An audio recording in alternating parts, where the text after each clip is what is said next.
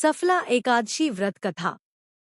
एक दिन युधिष्ठिर जी ने श्री कृष्ण से पूछा कि हे प्रभु, आज आप कृपया करके मुझे बताएं कि पौष मास के कृष्ण पक्ष में कौन सी एकादशी आती है और इसका महात्म्य व कथा क्या है।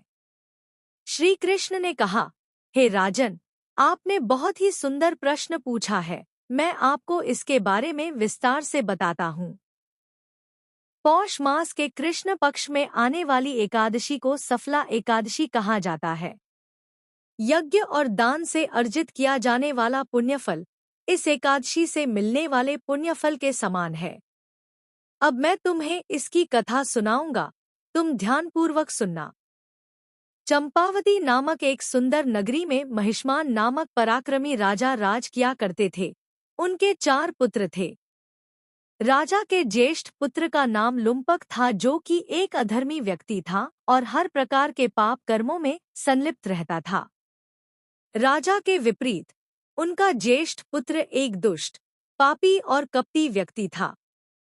उसके पाप कर्मों से पूरा राज्य प्रभावित होने लगा था, जिसे देखते हुए राजा ने उसे राज्य से बाहर निकाल दिया। राजा के भय से लुम्पक के किसी भी मित्र या संबंधी ने उसकी सहायता नहीं की और वह राज्य के बाहर एक जंगल में निवास करने लगा। लेकिन उसके व्यवहार में कोई परिवर्तन नहीं आया और जंगल में उसने निर्दोष मूक जानवरों का शिकार करना शुरू कर दिया। इसके अलावा रात्रि के समय उसने नगर में जाकर लूटपाट करना भी शुरू कर दिया। जंगल में वह श्री हरि के प्रिय बरगद के पेड़ के नीचे निवास करता था और इस प्रकार कुछ समय बीत गया।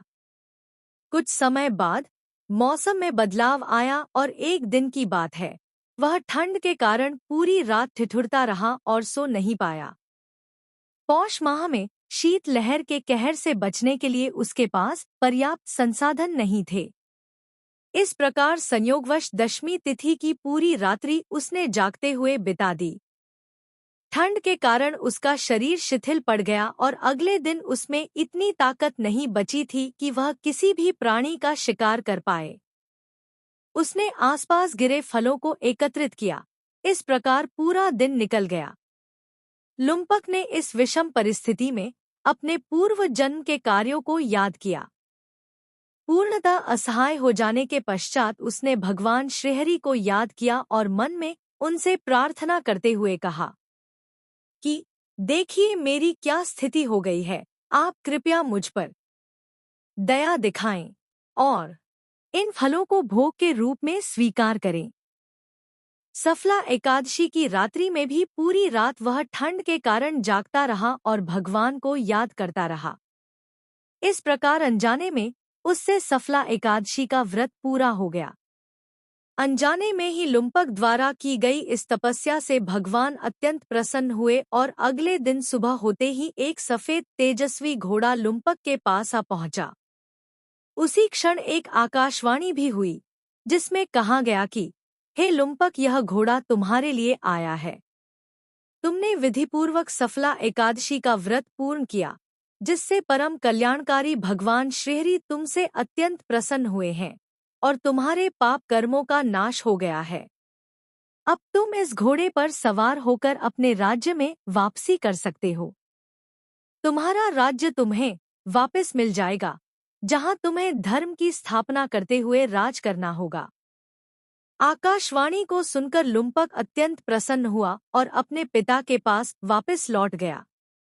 राज्य में वापस पहुंचकर उसने अपने पिताजी से क्षमा याचना की और यह पूरा वृतांत कह सुनाया। अपने बेटे को धर्म के मार्ग पर वापस देखकर राजा को भी बहुत प्रसन्नता और गर्व की अनुभूति हुई।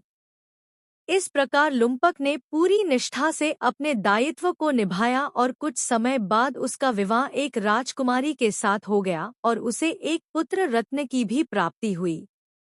राजा महिष्मान ने पूरा राजपाट अपने बेटे को सौंप दिया और जीवन के अंतिम चरण में तपस्या करने निकल पड़े। राजा लुम्पक ने पूरे जीवन अपनी सभी जिम्मेदारियों का निर्वाह किया और अपने पिता के पदचिन्हों पर चलते हुए जीवन के आखिरी समय में राजपाट त्याग दिया और इस प्रकार मृत्यु के पश्चात राजा लुम्पक वैकुंठ धाम को प्राप्त हुआ। कथा का अंत करते हुए भगवान श्री कृष्ण ने महाराज युधिष्ठिर से कहा कि हे राजन, जो भी व्यक्ति सफला एकादशी कथा का पठन या श्रवण पूरी श्रद्धा से करता है, उसे भी राजसूय यज्ञ करने का फल प्राप्त होता है।